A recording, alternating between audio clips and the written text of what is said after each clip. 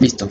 Para hablar del nervio abducens tenemos que primero recalcar que es un nervio exclusivamente motor e inerva al músculo recto lateral, como podemos ver en las imágenes. Ahora, hablando de su origen, como podemos ver en la imagen, el núcleo continuo situado en la fosa romboidea o suelo del cuarto ventrículo, a la altura del colículo facial, podemos observarlo siguiendo el cursor, va a atravesar el bulbo de posterior a anterior y emerge por el surco bulbopontino, que va a estar superior a la pirámide.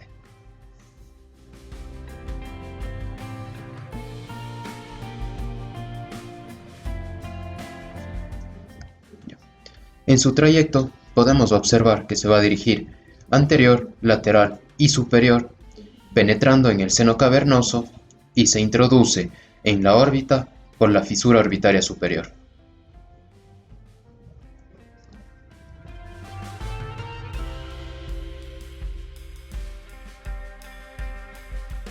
Es editar. Bueno, en sus relaciones vamos a tener que desde su origen en la pared del seno cavernoso está envuelta por la pía madre formando su neurilema. Discurre por el tejido subaracnoideo entre el puente y el clivus.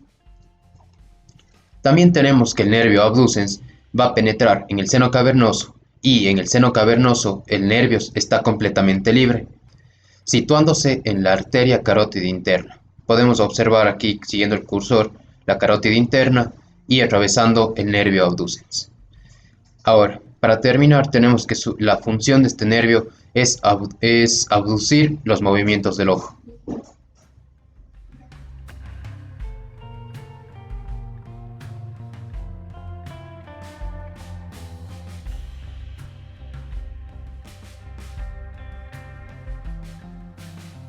Ahora hablaremos del nervio facial.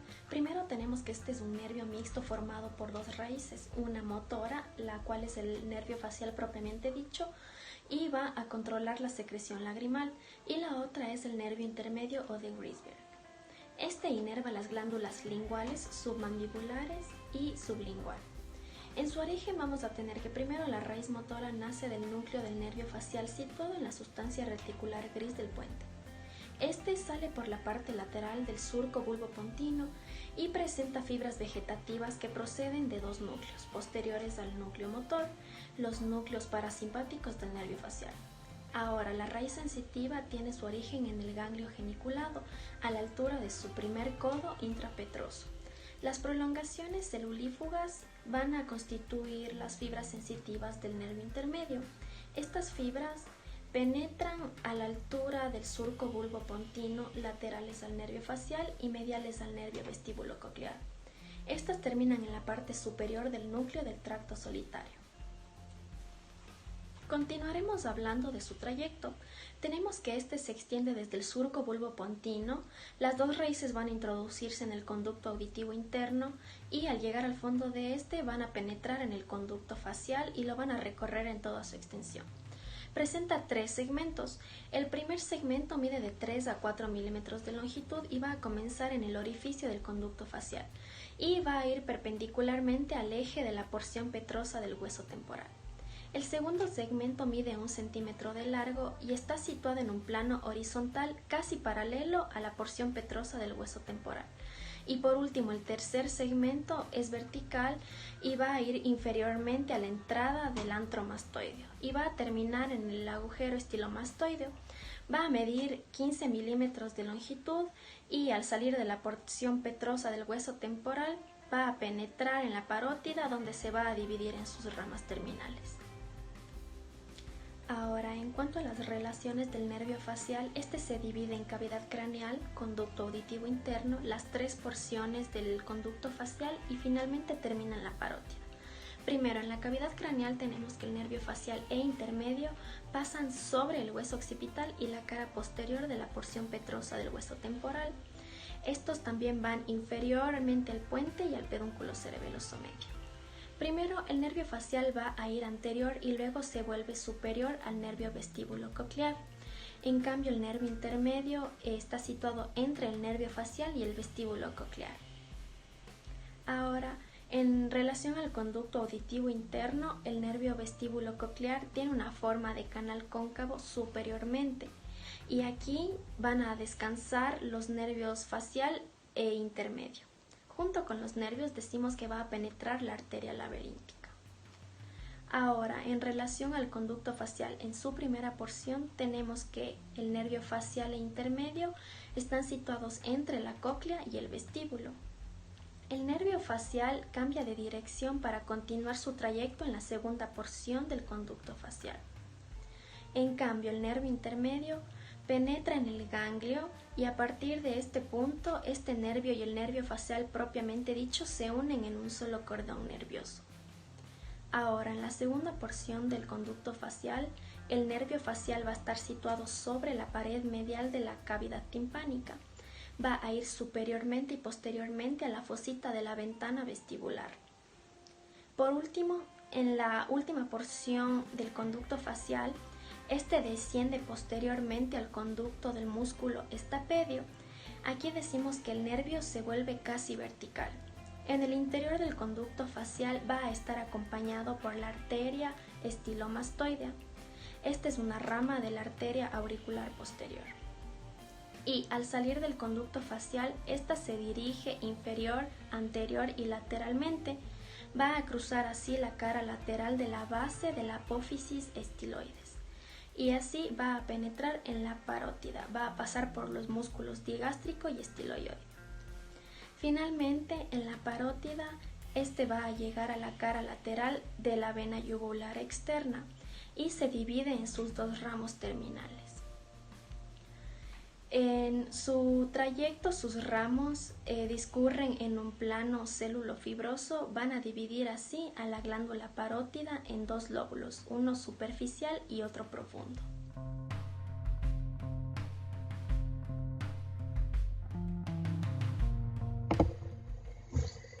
Bien, para la distribución de lo que es el séptimo par craneal, tenemos lo que son las ramas intrapetrosas, que son el nervio petroso mayor, el ramo comunicante, que es con el plexo timpánico, el nervio estapedio, la cuerda del tímpano, el ramo sensitivo del conducto auditivo externo y el ramo comunicante con el décimo par craneal, que sería el nervio vago.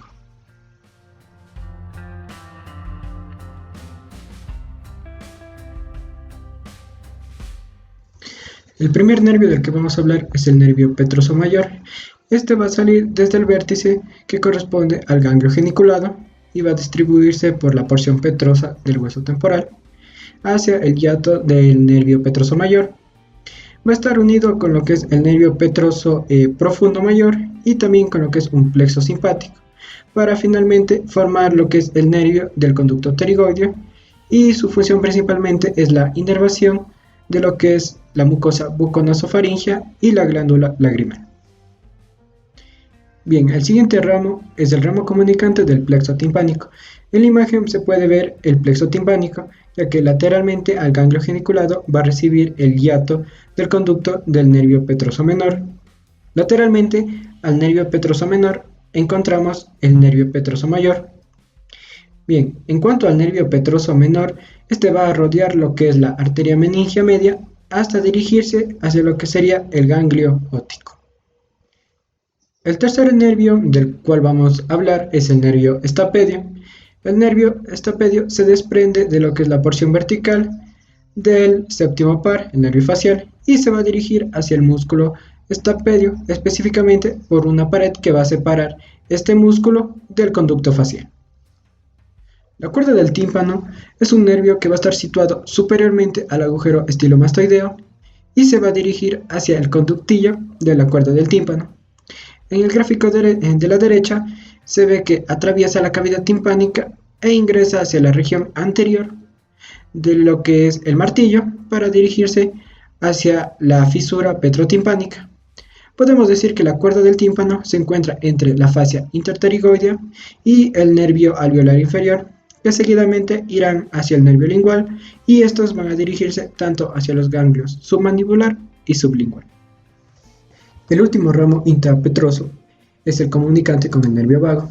Este va a nacer superiormente al agujero estilomastoideo, pasando por un canalículo óseo hasta dirigirse hacia la fosa yugular, desembocando por el conductillo mastoideo, uniéndose hacia el ganglio superior del nervio vago. también va a continuarse por el conducto auditivo externo para, en conjunto con el nervio vago, el cual es el décimo par craneal, formar el nervio auricular.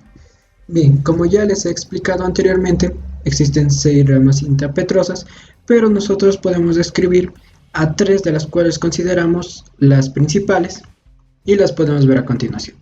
La primera sería el nervio petroso mayor, que ya les he explicado anteriormente, ubicado en esta zona. El siguiente nervio corresponde a lo que es el estapedio, dirigiéndose hacia el músculo estapedio en esta parte de acá. Y por último, representado por un alambre, podemos distinguir al nervio de la cuerda del tímpano, ubicado en esta zona y en esta rama de acá.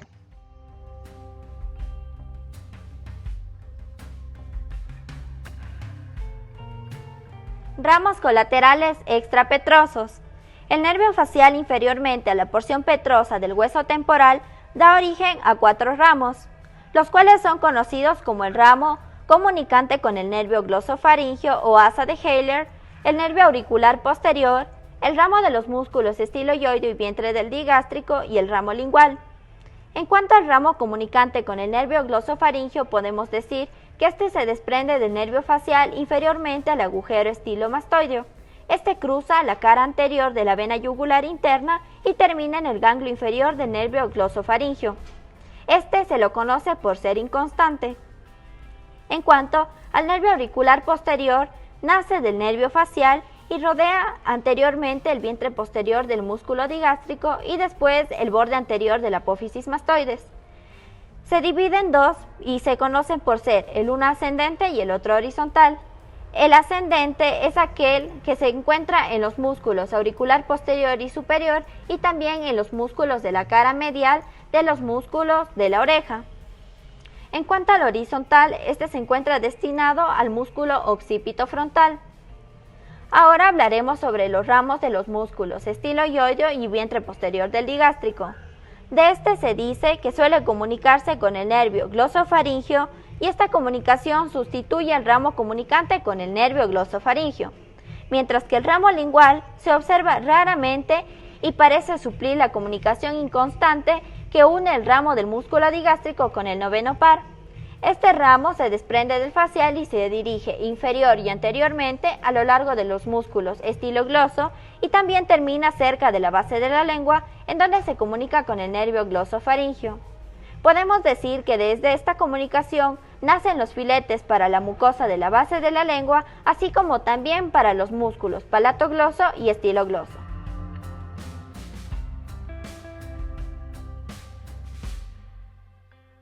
Muy bien, hablando sobre los ramos terminales del séptimo par craneal o nervio facial, que estará representado por este cable de color verde. En su trayecto al abandonar el foramen estilomastoideo, se dirigirá anterior y lateralmente hasta atravesar la glándula parótida, como podemos observar en estas imágenes de acá. En la imagen inferior se ve de mejor manera que se dividirá en 2 ramos, uno superior o temporofacial y uno inferior o cervicofacial.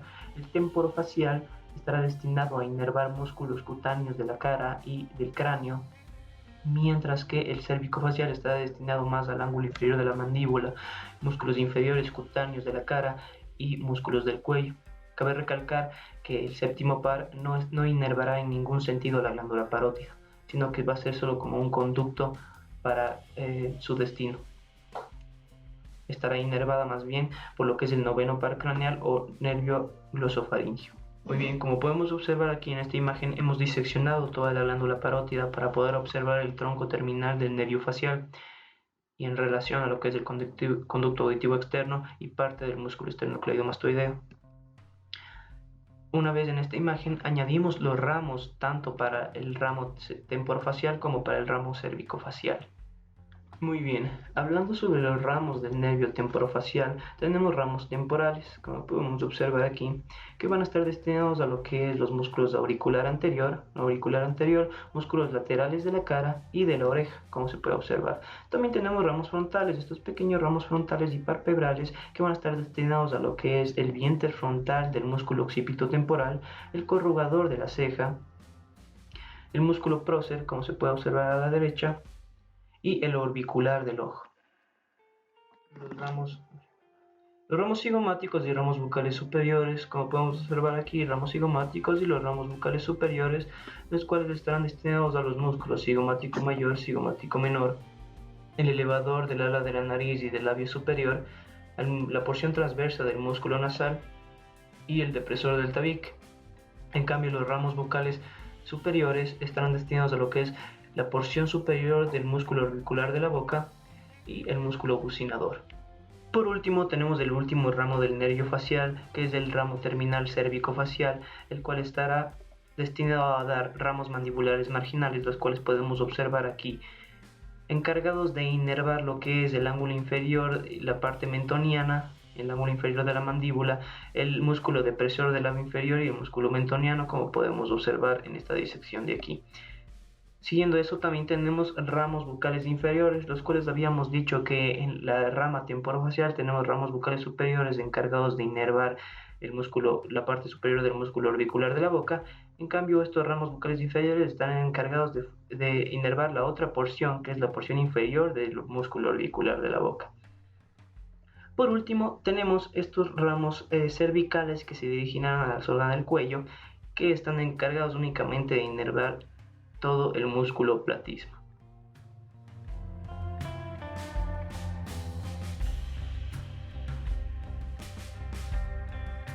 Comunicaciones del nervio facial.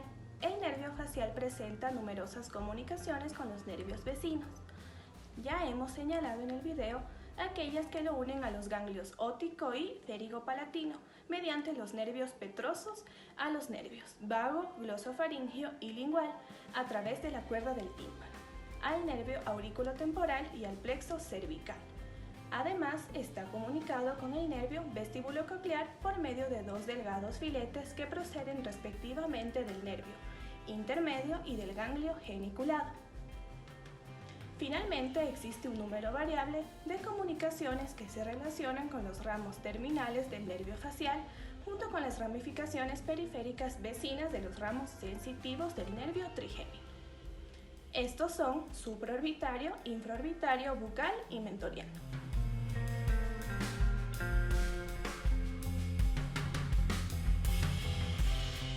Anatomía funcional del nervio facial. El nervio facial presenta diversas funciones, entre ellas la función motora, ya que es conocido como el nervio de la mímica, debido a su inervación a varios músculos cutáneos de la cara y el cuello. Por ello, la lesión de este nervio conlleva a la parálisis facial. También inerva los músculos de los huesecillos del oído, a excepción del músculo martillo. Es muy importante señalar que al inervar el músculo estapedio, disminuye la presión en el interior del oído interno gracias a su contracción. Al ser un nervio sensitivo y sensorial, se encarga de conducir la sensibilidad del tercio medio de la oreja, del conducto auditivo externo y del tímpano. También conduce los estímulos del sentido del gusto de los 2/3 anteriores de la lengua, exactamente del vértice y de sus bordes, involucrándose en los sabores salado y ácido, mediante las fibras de la cuerda del tímpano que se unen al nervio lingual. Finalmente, tiene una función visceral, ya que junto a las fibras vegetativas del nervio trigeminal controla las secreciones lagrimal, nasal y salival de las glándulas submandibular y sublingual. También se encarga de inervar las glándulas sudoríparas de la cara y los vasos de las mucosas del paladar, nasofaringio y fosas nasales.